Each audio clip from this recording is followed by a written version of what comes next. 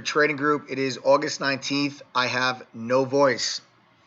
So bear with me. I don't know what happened. I just completely lost my voice this weekend.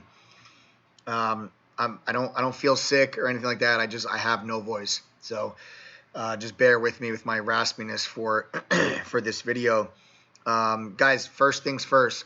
Tomorrow's TGG Tuesday. The chat room is open free for everybody tomorrow. Okay, if you guys want to join me in chat for the day, trade with me. You see my screen, you hear me on the microphone. I'm walking through my analysis and my trades step by step, everything that I'm seeing, what I expect to have happen, all that.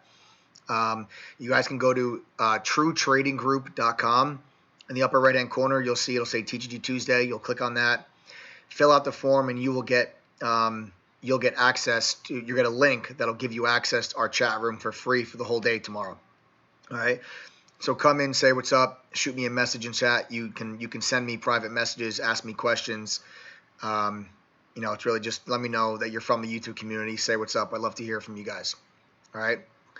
So now let's get to the lessons on the day. YUMA and DPW. I'm finishing the day with a small red day. I made a good trade in YUMA, and then I gave it back in DPW. There's two good technical lessons that we're going to talk about. One has to do with what was the signal for me to enter YUMA, and the other one is a lesson on stop losses on DPW. I'm really upset with myself for DPW. I hate DPW. I hate all of those crypto companies, all those crypto stocks like DPW, Riot, Mara, such garbage companies. And garbage stocks. I really hate them. They're like the old shippers. Dry Ships actually got bought out or got acquired, so we don't have to hear that name anymore. But when these stocks have like one moment of a crazy run like the cryptocurrency stocks did when Bitcoin had its first run to 20,000, ever since then everybody thinks that every time one of these stocks gaps up, that's going to have another one of those moves. I actually posted on Twitter today. Guys, if you don't follow me on Twitter, at MikeEdward_TTG. I actually posted on Twitter this morning before the bell. I was like, guys, everybody's excited about DPW today, but I don't trust this stock. It's going to really have to prove itself to me. And I made a trade in it anyway, and I just shouldn't have, because the stock was complete garbage today. It was a monster short. Stock, last I checked, was down like 55% from the high of the day.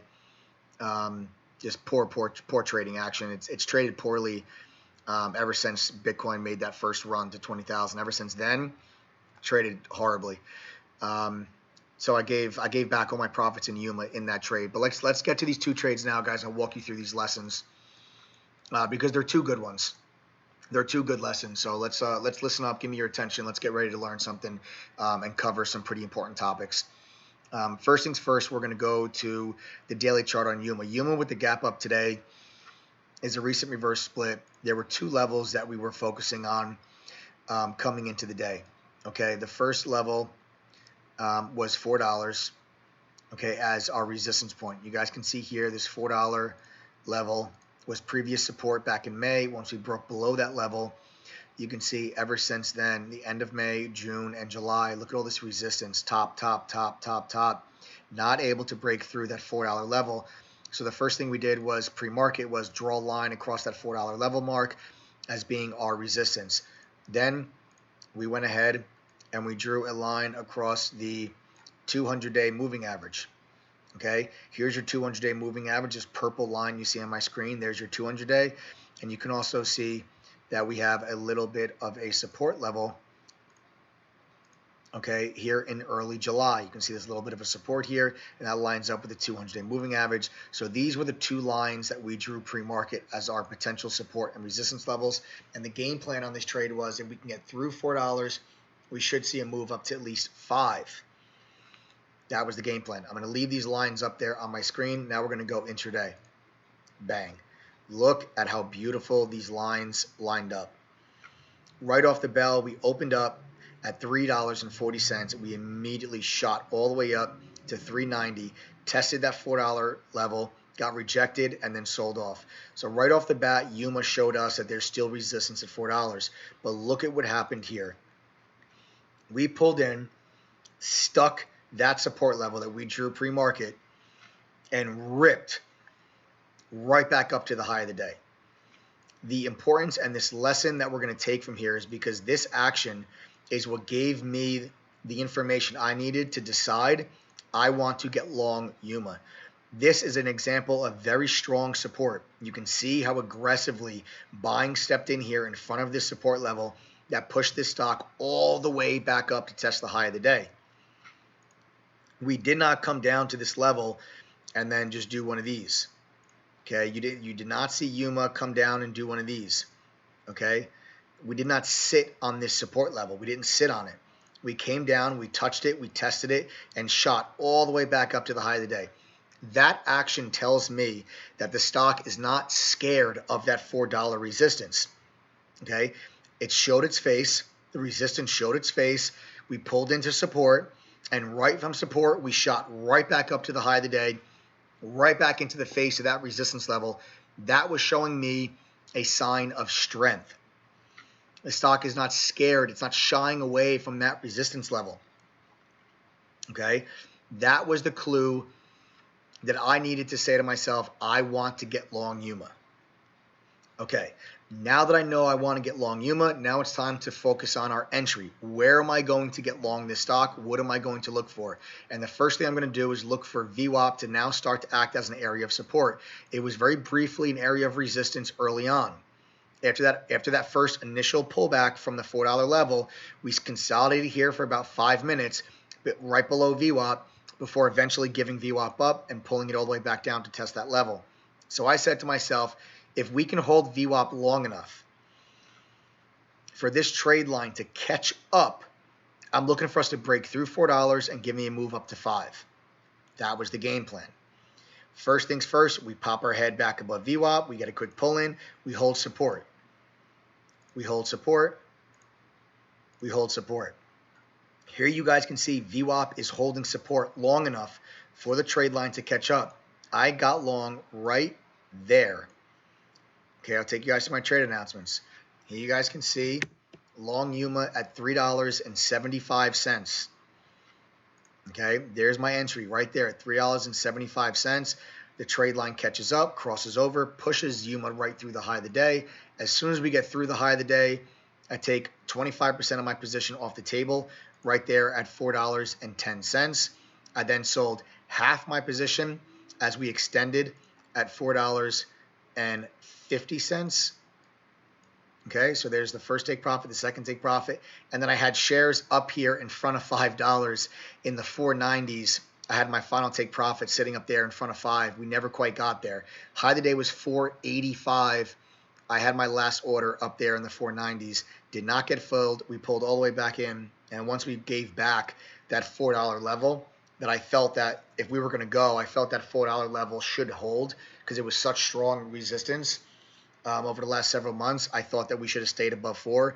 So once we dropped back underneath 4 right here, okay, I got flat that last piece of the position at 370. So I made a nice little chunk of change from 375 to 410, the bulk of my position off the table at 450, and then basically break even on that last 25% of the position, that last piece, basically flat on that. But I made a nice chunk on that 410 and 450 sell. But it doesn't matter because I gave all those profits back in DPW, and that's the next lesson that we're going to talk about. It has everything to do with stop losses. But the lesson to take away, guys, from this YUMA trade is recognizing the strength that this stock showed us right there.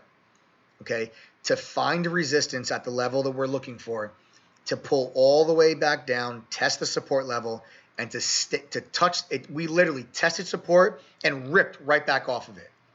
When you see a stock do that, that's a sign of strength. Okay, like understanding why the stock just bounced so aggressively, because buying rushed in front of that level. There was a mad dash, okay, to come in and buy shares in front of that level.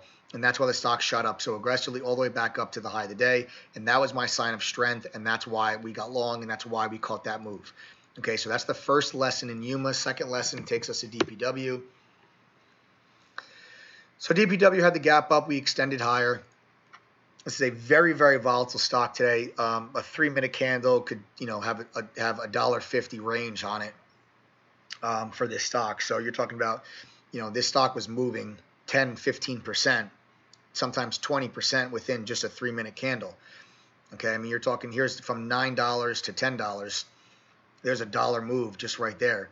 Here's from $9 up to $10.68 in a 3-minute candle.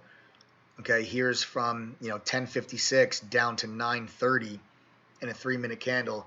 I mean, these are big moves. So you have to understand the volatility of the stock you're trading and adjust your position size accordingly. We prefaced this trade with that, and I let everybody know that when I was going into DPW that I was planning on doing it with smaller position size to account for the extra risk, because the risk was over $1. So when you find yourselves entering a trade where the stop loss is further away than you would like it to be, as long as the risk reward makes sense, because if this stock actually did give you a short squeeze, I mean, which the stock is very heavily shorted, it would have gone to $12-13. So to risk $1 to make $4 or $5 was worth it. Okay. So the trade still makes sense risk reward wise. Now it's your job to adjust your position size down so that extra risk is something that you're comfortable with. Okay. And that's what I did. And even though I lowered my position size, the volatility on DPW still hurt me. Okay. Even though I had smaller size to account for that extra risk, I still got hurt and gave back all my profits in YUMA, because when my stop loss area, which was around $8.40, I said was my stop loss, when we got to that point, there was a pocket of air, a 50-cent pocket of air where there was no stock. This stock went from like $8.60 to $7.90 in 1 second. There was just no stock there. I actually tried to market order myself out because I usually don't use physical stops. I use mental stops. Once we got there, I tried to market order myself out, and my order just canceled. There was just nothing there. And I ended up exiting the trade at $7.90 when my stop loss was $8.40. That's an extra 50 cents of risk that I was not planning for. And even with the smaller size, it still hurt. So I got long. Let me show you where I got long. Okay. And this was I should have just stayed away from it. I knew that I literally, if you literally go to my Twitter page, if you go to Mike_Edward_TTG, you will see the tweet I posted this morning that says, guys, I know everyone's excited, but I do not trust DPW. I said, you'll see it. It's on my page right now. And I still traded it, which was really stupid on my part, but lesson learned. Once I saw the 23.6 level was holding here, and then we had this quick little pop back up above VWAP, and I thought to myself, maybe we're going to get a squeeze. The trade line was working its way up, and I thought if we can consolidate here, like above VWAP, I thought maybe like if the stock was able to do this, I thought maybe we got a chance to squeeze and catch everybody kind of with their pants down. So I went ahead and I entered the trade right there. Back to my trade announcements, $9.62. Here's stop loss, $8.40. Okay. And what I was doing was, here was my stop loss. Okay. There's my stop loss. Okay. Around $8.40. There's my stop. All right.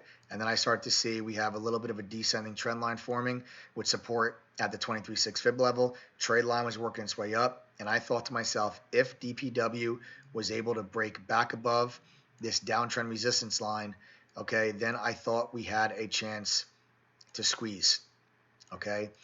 So obviously that did not happen. We ended up breaking below my stop loss. And there was, guys, I'm telling you, this was within seconds. Within seconds, we were all the way down to $7. And well, within this 3-minute candle, we went all the way down to $7.23 and actually right down to the actual low of the day. But in a matter of seconds, we went from $8.60 to like $7.90. And by the time I got filled on my market order, I got filled at $7.90. So here you guys can see sold out DPW at $7.90. So that's an extra 50 cents of risk that I was planning on.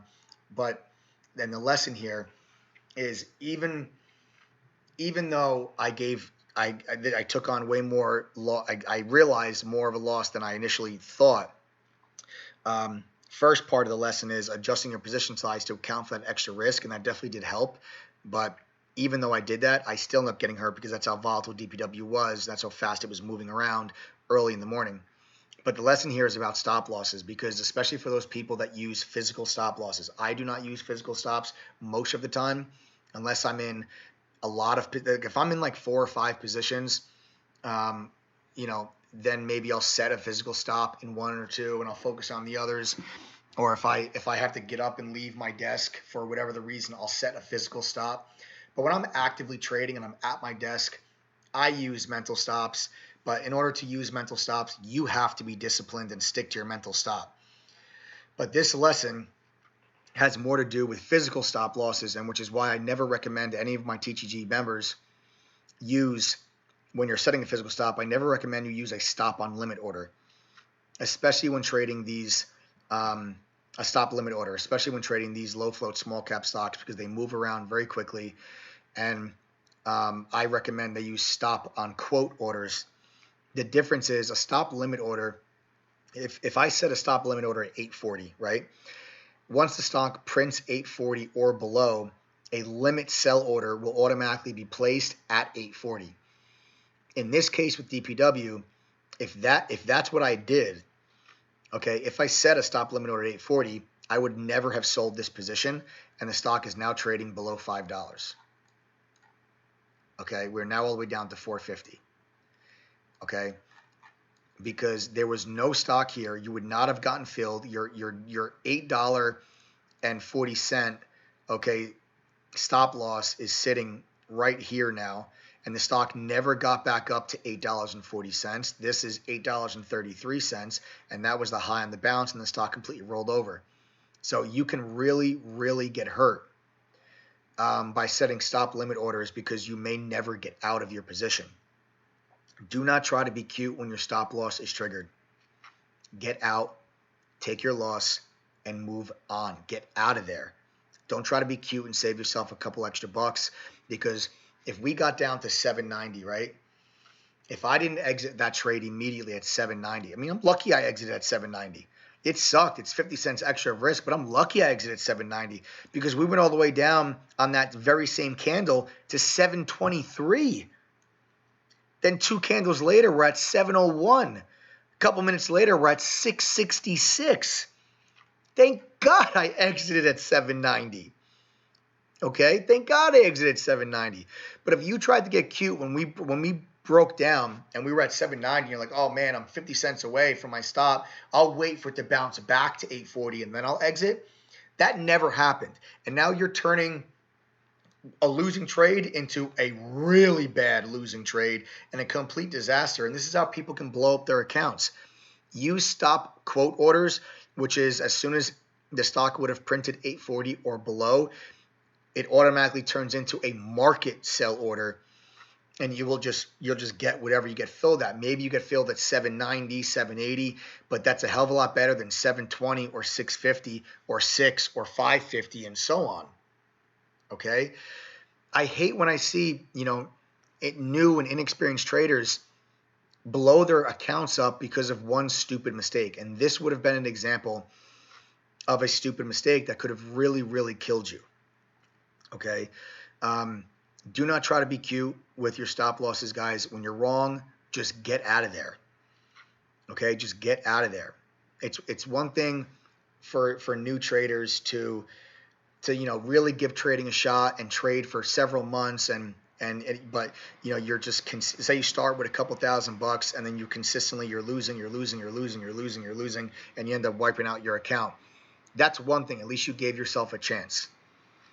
Okay, and you realize maybe trading is just not for you. But when you have these new traders and they wipe themselves out because of one stupid mistake, it's such a sin, because the average person doesn't have endless amounts of capital to just keep throwing into a trading account. If you wipe out your account before you make any money, chances are you're going to quit. You're going to give up. And it's really sad to see you quit because of one stupid mistake when, who knows, maybe 6 months from now, a year from now, you could be consistently profitable making more money than you ever could have dreamed, and maybe trading really would have clicked for you and you could have become a really, really damn good trader. And you would have no idea because you never gave yourself a chance, because you wiped out your account before you even gave yourself a chance to learn. And usually when that happens to new traders, usually that stupid mistake has something to do with the risk management. Okay, and it's something to do with stop losses, and usually that's what happens. So that's why this lesson was really important. Don't try to be cute, guys. If you're setting physical stop losses, especially in these low float small caps, you can really get hurt if it's a limit order, because as you can see in DPW, if you set a limit stop at 840 and you walked away from your desk, you're still long this stock, and it's now at $4.50. Okay, and now you're down 60% on your money. So don't let that happen to you, please. All right. Again, guys, tomorrow, TGD Tuesday. Go to TrueTradingGroup.com. Click on TGD Tuesday on the upper right-hand corner. Fill out that form. You'll get a link that'll give you access to our chat room for free for the whole day. Come and chat. Say what's up. I'd love to hear from you guys. Like, comment below, subscribe. Flick that notification button so you guys get notified every time I post videos with some useful mental and technical lessons. And I will see you all in chat tomorrow. Take care.